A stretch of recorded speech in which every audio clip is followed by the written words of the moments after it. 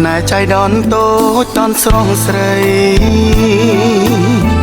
អង្គរបរិយភ្នំដាដួងចិត្តបងអ្នកទាំងស្យលងស្នេហ៍បមិត្តតាកៅប្តេកប្តិនចិត្តស្នេហ៍ភ័ក្រក្តីស្រុកព្រៃកបាំងច្បាំងនឹងនេត្រា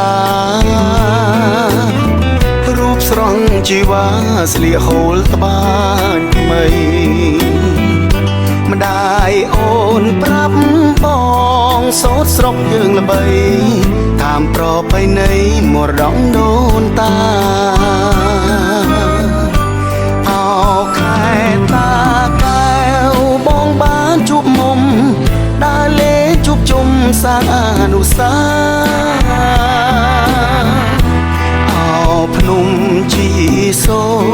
ពោះលើវេហាបាទីអស្ចារ្យប្រាសាទថ្លាថ្លៃ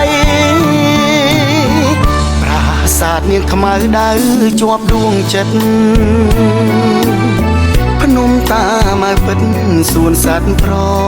ពៃអោស្រុកដូនកែវបងកងល្បាញល្បីរួមស្នេហ៍ភក្តីទឹកដីខេមរា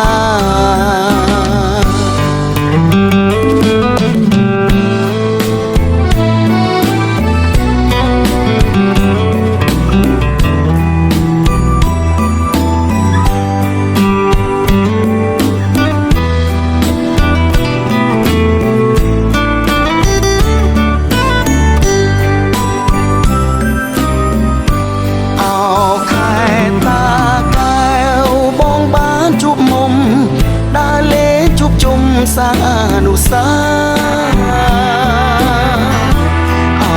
ភ្នំជីសូពោះលើវេហាបាទីអស្ចារ្យប្រាសាទថ្លាថ្លៃ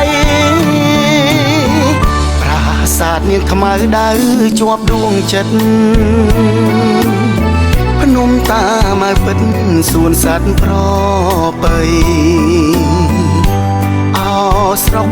ដូនកែវបងកងល្បាញល្បីរួមស្នេហ៍ភក្តីទាំងដីខេមរា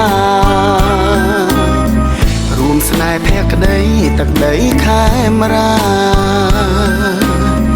រួមស្នេហ៍ភក្តីទាំងដីខេមរារួមស្នេហ៍ភក្តីទាំងដីខេមរារួមស្នេហ៍ភក្តីទឹកដីខេម